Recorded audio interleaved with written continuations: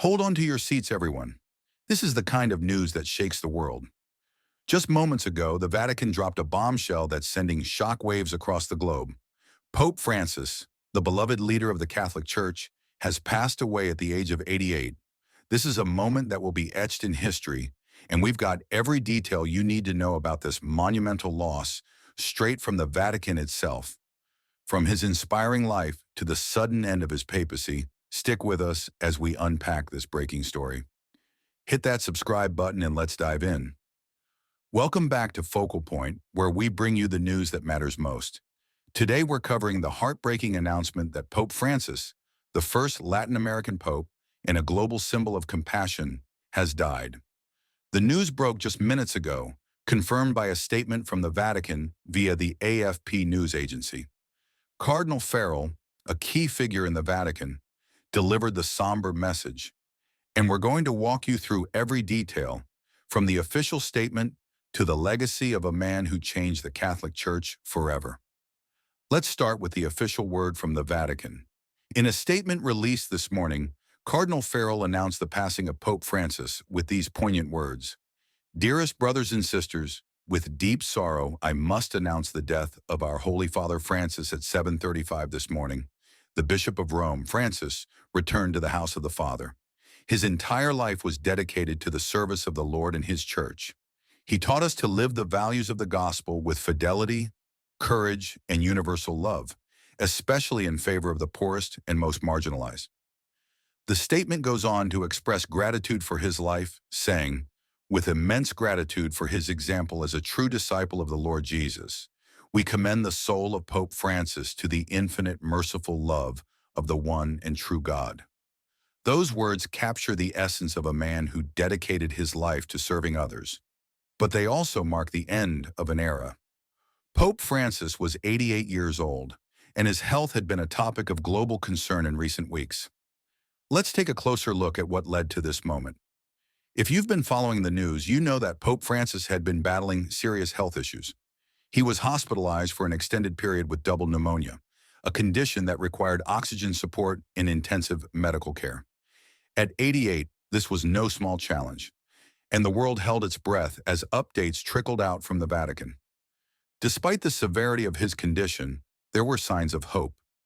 Just recently, he was released from the hospital, with doctors cautiously optimistic about his recovery.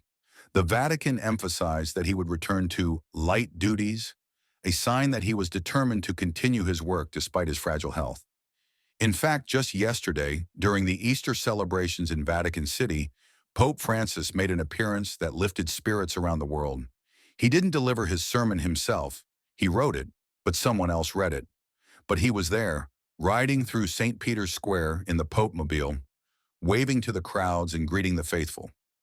These unscheduled appearances over the Easter weekend were a testament to his resilience and his commitment to his flock, even in the face of serious illness. But now this morning's news has brought that chapter to a close. So, who was Pope Francis, and why does his passing matter so much? Born Jorge Mario Bergoglio in Buenos Aires, Argentina, in 1936, he was a man of humble beginnings who rose to become one of the most influential figures in the world.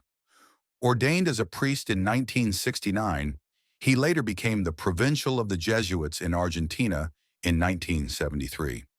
His journey to the papacy began in 2013, when he was elected as the 266th pope, making history as the first Latin American to hold the title of Supreme Pontiff. From the moment he stepped onto the global stage, Pope Francis was different. He took the name Francis, inspired by saint. Francis of Assisi, a saint known for his simplicity and dedication to the poor.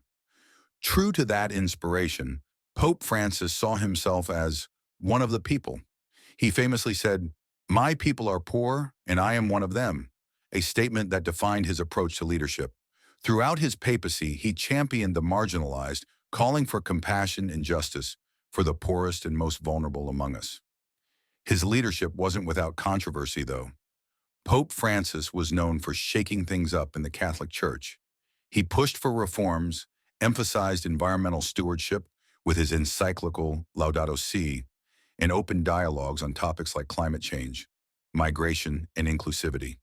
He wasn't afraid to challenge the status quo, which earned him both ardent supporters and vocal critics. Yet through it all, his warmth and humility shone through. Whether he was washing the feet of prisoners or meeting with world leaders like J.D. Vance, as he did recently, Pope Francis had a way of connecting with people from all walks of life. The news of Pope Francis' death at 7:35 this morning, local time in Vatican City, is reverberating around the world. For the 1.2 billion Catholics globally, this is a moment of profound grief. The Pope is not just a spiritual leader, but a symbol of unity and hope. His passing leaves a void that will be felt deeply, not only in the Vatican, but in communities from Buenos Aires to Beijing. But it's not just Catholics who are mourning. Pope Francis was a global figure, respected by people of all faiths and none. His calls for peace, his advocacy for refugees, and his warnings about the dangers of unchecked capitalism resonated far beyond the walls of the church. World leaders are already beginning to share their condolences, and we expect tributes to pour in over the coming days. So what happens now? The death of a pope triggers a series of ancient traditions and protocols in the Catholic Church. The Vatican will enter a period of mourning, and preparations will begin for the conclave, the gathering of cardinals who will elect the next pope.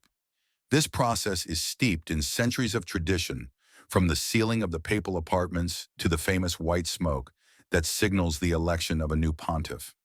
It's a time of transition, but also a time for the Church to reflect on its future. For now, though, the focus is on remembering Pope Francis. The Vatican has not yet released details about funeral arrangements or memorial services, but we expect those announcements soon. In the meantime, Catholics and others around the world are gathering to pray, light candles, and honor a man who touched countless lives.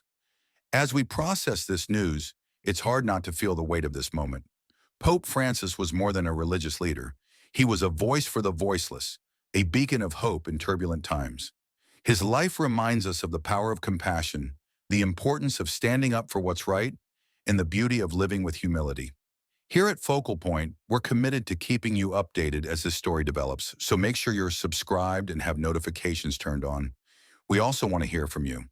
What did Pope Francis mean to you? Maybe it was a speech that inspired you, a moment from his papacy that touched your heart, or simply his smile as he waved from the Pope Mobile. Drop your thoughts in the comments below, and let's start.